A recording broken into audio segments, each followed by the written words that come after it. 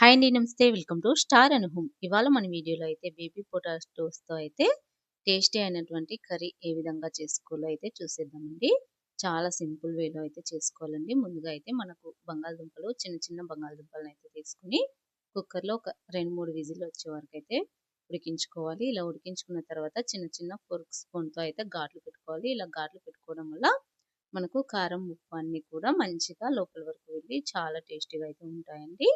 ఇప్పుడు మనం ముందుగా అయితే మసాలాని అయితే ప్రిపేర్ చేసుకుందామండి. ఒక మిక్సీ జార్ తీసుకొని ఇలా మిక్సీ జార్లో ఎండు కొబ్బరిని అయితే తీసుకోవాలి. అల్లం, వెల్లుల్లి 2 కూడా తీసుకొని 3 కూడా తీసుకొని కోర్స్‌గా అయితే గ్రైండ్ చేసుకోవాలండి. మీకు వీలైనంత మెత్తగా గ్రైండ్ చేసుకోవాలనుకుంటే కూడా మీ ఇష్టాన్ని బట్టి మీరు గ్రైండ్ చేసుకోండి.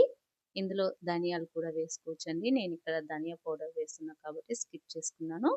ముందుగా స్టవ్ ఆన్ చేసి ఒక ప్యాన్ అయితే పెట్టుకోవాలి. అందులోకి 1 టేబుల్ స్పూన్ మంట దాకా ఆయిల్ సిమ్‌లో వేసుకోవాలి. ఉంచుకొని ఆయిల్ కొద్దిగా హీట్ అయిన తర్వాత ముందుగా గార్లు పెట్టుకున్న చిట్టి పొటాటోస్‌ని అయితే వేసుకోవాలి. ఇలా వేసుకొని మంట సిమ్‌లో ఉంచుకొని అయితే చక్కగా అయితే ఫ్రై చేసుకోవాలండి. ఈ టైంలో కారం, పసుపు, ఉప్పు వేసినట్లయితే మాడిపోతాయండి. కాబట్టి నేను ఇక్కడ ఓన్లీ వీటిని మాత్రమే అయితే ఫ్రై చేస్తున్నానండి. ఇలా ఒక 2, 3 నిమిషాలు ఫ్రై చేసినట్లయితే ఇలా కొద్దిగా లైట్‌గా అయితే కలర్ అయితే చేంజ్ అయిపోతాయండి. ఇక్కడ మనకు చక్కగా అయితే ఇవి ఫ్రై అయిపోయి ఒక ప్లేట్‌లోకి అయితే అన్నీ కూడా తీసుకొని పక్కన ఉంచుకున్నాను. ఇప్పుడు మళ్ళొక ప్యాన్ అయితే పెట్టుకోవాలి. అందులోకి 2 టేబుల్ స్పూన్ల దాకా ఆయిల్ వేసుకోవాలి. నేనైతే ఇక్కడ చాలా సింపుల్‌గా చేస్తున్నానండి. ఆయిల్ వేసిన తర్వాత జీలకర్ర, ఆవాలు, పోపు దినుసులు మొత్తం ఏవుంటే అవి వేసుకోండి. ఇక్కడ ఆనియన్స్‌నైతే ఒక 2 మీడియం సైజ్ ఆనియన్స్ అయితే కట్ చేసుకున్నాను.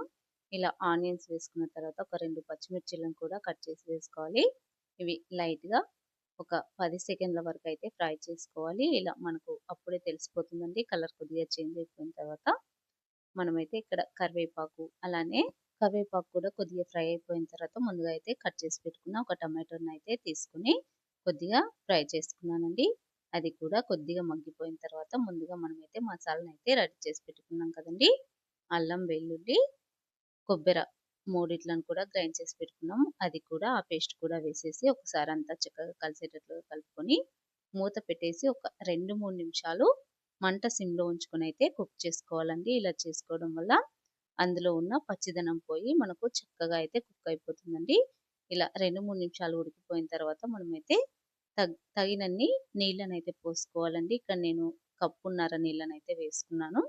అలానే ఇందులోకి రుచికి సరిపడా ఉప్పు, అలానే ఒక హాఫ్ టేబుల్ స్పూన్ అంత పసుపు, అలానే మీ రుచికి సరిపడా కారాన్ని కూడా వేసుకొని చక్కగా అంతా కలిసేలాగా అయితే కలుపుకోవాలి. ఇలా కలుపుకున్న తర్వాత మళ్ళొకసారి పైన మూత పెట్టేసి ఒక 2, 3 నిమిషాలైతే చక్కగా ఉడికించుకోవాలి. ఇలా ఉడికించుకోవడం వల్ల మనకు పసుపు, కారం, ఉప్పు చక్కగా ఈ మిశ్రమానికైతే చక్కగా పడుతుందండి. చూడండి మళ్ళీ ఒకసారి మూత తీసి అంతా కలిసేటట్లుగా అయితే కలుపుకున్న తర్వాత మనకైతే చూడండి కర్రీ కూడా కొద్దిగా దగ్గరగా పడిపోయిందండి. ఇప్పుడు మనం ముందుగా ఫ్రై చేసి పెట్టుకున్న బేబీ పొటాటోస్‌ని అయితే వేసుకొని ఇప్పుడు ఈ మిశ్రమాన్ని ఒక 2, 3 నిమిషాల వరకు అయితే ఉడికించుకోవాలండి. ఇలా ఉడికించుకోవడం వల్ల మనకు చాలా చిక్కటి గ్రేవీ అయితే వస్తుందండి. ఒక 2, 3 నిమిషాల తర్వాత అయితే చూపిస్తున్నా చూడండి కొద్దిగా చిక్కగా అలానే దగ్గరగా అయిపోయిందండి. ఇప్పుడు మనం ముందుగా ఫ్రై చేసుకున్న బేబీ పొటాటోస్ని అయితే వేసుకొని మరొకసారి చక్కగా కలిసేటట్లుగా కలుపుకొని మూత పెట్టేసుకొని మరొక నిమిషం పాటు ఉడికించుకోవాలి. 1 లేదా 2 నిమిషాలు ఉడికించుకున్న తర్వాత ఇలా మనకు కర్రీ అనేది చాలా దగ్గరగా అయితే అయిపోతుందండి. ఇప్పుడు మనం ఇందులోకి 1/2 టేబుల్ స్పూన్ దాకా గరం మసాలా, 1/2 టేబుల్ స్పూన్ దాకా ధనియా పౌడర్, మీకు మసాలాలు ఎక్కువగా ఇష్టపడే వాళ్ళైతే ఎక్కువ క్వాంటిటీలో వేసుకోవచ్చు. 1/2 టేబుల్ స్పూన్ దాకా కసూరి మేతి ఇలా క్రష్ చేసి వేసుకోవాలి. టేస్ట్ చాలా బాగుంటుంది. ఫైనల్గా కొత్తిమీర చల్లుకొని రోటీ లేదా చపాతీలోకి లేదా రైస్లోకి చాలా అంటే చాలా రుచిగా ఉంటుందండి. తప్పకుండా చాలా ఈజీ వేలో అయితే చెప్పాను అనుకుంటున్నాను. వీడియో నచ్చినట్లయితే లైక్ చేయండి. Thank you for